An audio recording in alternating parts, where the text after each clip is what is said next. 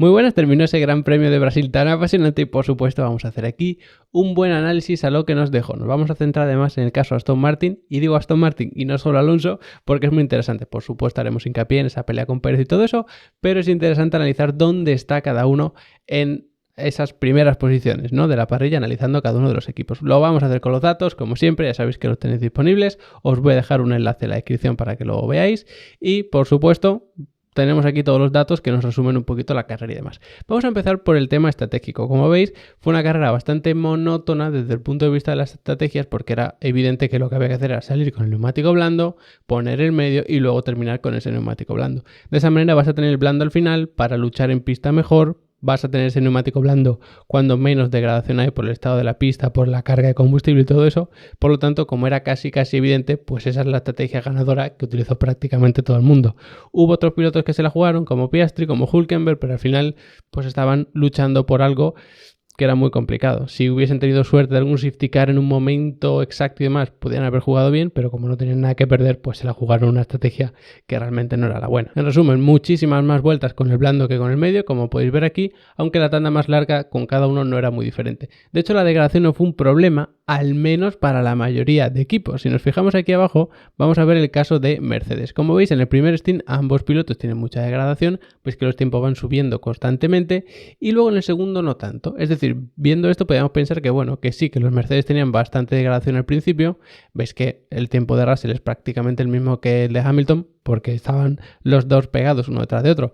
Pero aparte de eso, luego ponen el neumático medio, sí que tienen unas vueltas bastante buenas en las que el tiempo va bajando, pero llega un punto a partir de unas 10 vueltas aproximadamente que empiezan a subir otra vez. De hecho, si os fijáis en el tiempo de Russell, que es la línea roja, veis cómo es más claro todavía cómo va subiendo. Si nos fijamos en el caso de Red Bull, pues la línea roja, que es la de Pérez, pues apenas sube, sí que un poquito, a partir de estas 10 vueltas otra vez, más o menos, pero es casi que cambia el ritmo, es decir, estaba rodando bastante rápido, en torno a un 15-6 o así, y dicen, vamos a cambiar el ritmo y rodamos en unos 17 bajo, porque prácticamente todos los tiempos, excepto estas vueltas, son así. Es decir, es más un cambio de ritmo que en una degradación pura. En el caso de Russell sí que parece que es más degradación, porque los tiempos van como subiendo paulatinamente. Podemos fijarnos en otros equipos, por ejemplo Ferrari, también van subiendo poco a poco. Sin embargo, es curioso como Ferrari parece que contaba con esto y a Mercedes le sorprendió. Es decir, Ferrari iba más o menos normal, en este caso pues solo Carlos, que era el único representante de Ferrari que había en la carrera, pero como que interpretaron que esto era un poco más normal. Sin embargo, parece que en el caso de los Mercedes fue más sorpresa. Es decir, no es que haya una diferencia brutal de degradación, sino que quizá para mantener esa degradación Mercedes tiene que conservar incluso más que Ferrari. De hecho, podemos comparar aquí los tiempos rápidamente. Si ponemos por aquí a Russell y ponemos también por aquí a Carlos Sainz, que lo tenemos por aquí. Realmente, si comparamos los tiempos, a ver si los selecciono ahora, si comparamos los tiempos, ¿la degradación era muy diferente? Hombre, pues realmente no lo parece. Lo que pasa es que en el segundo stint, fijaos que Carlos está sacando por vuelta una cantidad de tiempo brutal. Es decir, estamos en torno a las 7 décimas por vuelta. Un Mercedes contra un Ferrari en un circuito de alta carga, que es precisamente donde suele destacar el Mercedes. Parece que el coche de Russell tiene algún problema especial, pero es que en el primer stint iba bastante más rápido que el de Hamilton. Entonces, parece que al final era un problema general de los Mercedes. Viendo esto decimos, ostras, pues el coche de Russell le pasa algo, pero es que el de Hamilton iba igual o peor. Por lo tanto, está claro que fue una carrera desastrosa para los Mercedes. Incluso podemos comparar tiempos, que ya sabéis que lo tenemos por aquí. Perdón, que he bajado muy rápido y no daba tiempo a cargarse.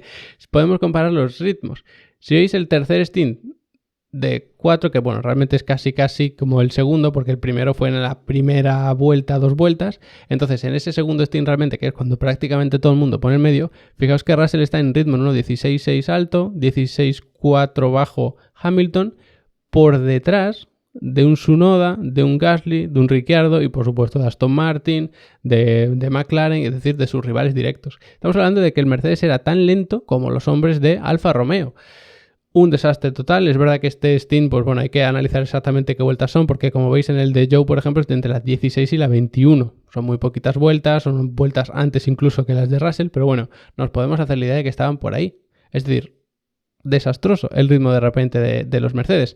¿Y dónde encontramos a los Aston Martin? Y los digo en plural. Pues fijaos que tenemos aquí a Alonso a 16.0, por delante pero poquito de los Alpha Tauri, que son Ricciardo y Tsunoda. Ricciardo muy ligeramente por encima de Tsunoda, pero que realmente los tiempos en ritmo puro salen calcados. ¿Qué pasa? Que como está uno atascado detrás de otro muchas veces, pues el ritmo va a ser prácticamente el mismo. La idea es analizar en este caso por equipos. Fijaos que Alonso está más o menos por ahí, un poquito por delante, un poquito por detrás de Pérez en ritmo, insisto, en ese stint intermedio, pero es que esto lo tenemos por arriba. Es decir, Stroll en ritmo puro fue más rápido que Alonso y que Pérez en el stint intermedio con el neumático medio. En el primero fue peor porque evidentemente tiene más tráfico, se encontró con todo el lío de Pérez, de los dos Mercedes y demás, mientras que Alonso no, y por eso vemos aquí que su ritmo era 17 casi 2 y Alonso lo tenemos aquí en 16.4, 16.5 casi, bastante diferencia. Pero en el último stint, evidentemente con Alonso peleando con Pérez y todo eso, vemos a Alonso y Pérez haciendo un ritmo de 14.7 y Stroll está aquí, 14.4. Y pensar, bueno, evidentemente va a ser más rápido porque estos dos estaban peleando y más. Sí, pero compararlo con Piastri, 14.6. Stroll era más rápido que Piastri. Y aquí tenemos ya, casi en otra liga, al Red Bull de Verstappen con 14.0 y al McLaren de Norris con 13.5. ¿Por qué fue tan rápido en Norris? Porque paró bastante más tarde. Entonces, digamos que si en vez de hacer 13 vueltas, haces 10 las últimas, esas 3 primeras vueltas con mucho más combustible te las ahorras y el ritmo te sale mejor. En cualquier caso, cuidado, porque Norris no estaba tan lejos de Verstappen, lo que pasa que esas 3 décimas que podemos decir por vuelta, pues se notan bastante. De hecho, con el medio, veis que Verstappen está en 15.3 y Norris está en 15.5, décima y media, 2 décimas por vuelta, pues al final en una carrera de 70 vueltas, pues se nota bastante.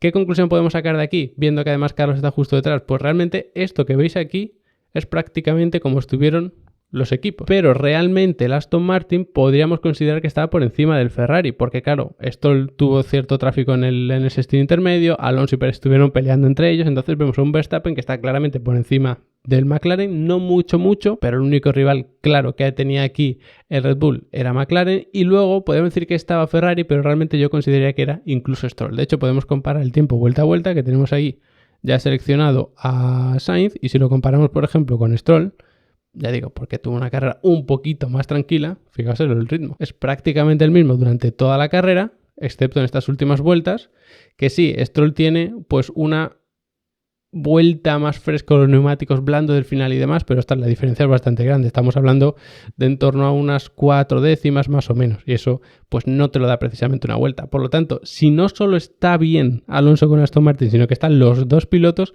cuidado porque podemos tener alguna sorpresa a final de temporada, sabiendo que además Piastri, por ejemplo, está cayendo, los Mercedes de repente han caído, aunque no sea una tendencia clara, sino que parece algo puntual. Entonces cuidado, porque además nos vamos a ir al circuito de Las Vegas, que es muy diferente, la degradación no debería ser un problema, punto quizá a favor de Mercedes, que a priori es lo que podíamos esperar, que es su problema principal, viendo lo de Interlagos, y además es un circuito de mucha velocidad punta, por lo tanto ahí Ferrari también puede estar en la pelea. ¿Significa que Aston Martin ya va a ser el tercer equipo en todas las carreras? Pues quizá en Las Vegas no, pero quizá en un circuito más normalito como puede ser Abu Dhabi sí, así que por lo menos son buenas noticias aquí al final de la temporada. Y antes de terminar, por supuesto, recordaros que en Level Up Academy tenéis muchísimos cursos, más de 40 para aprender tanto de Fórmula 1 como de automovilismo, como de Sim Racing. Tenéis más de 40 cursos, como digo, tenéis masterclasses, tenéis soporte para dudas, descargas, certificados, setup para Sim Racing, tenéis absolutamente todo y podéis estar el tiempo que queráis. O sea, un mes 15 euros. ¿Queréis estar 7? Pues 7. ¿Que queréis estar 2? Ahora me doy de baja 6 meses y luego vuelvo. Pues lo podéis hacer sin problema, que no hay ni permanencia, ni matrícula, ni nada de eso. Y no hay que comprar luego los cursos individualmente. Mientras estéis activos un mes, vais a poder ver todo el contenido que hay. Así que nunca lo habéis tenido ni tan fácil ni tan barato, tampoco. Así que echadle un buen vistazo. Como siempre, gracias por haberos quedado hasta el final del vídeo y nos vemos muy prontito.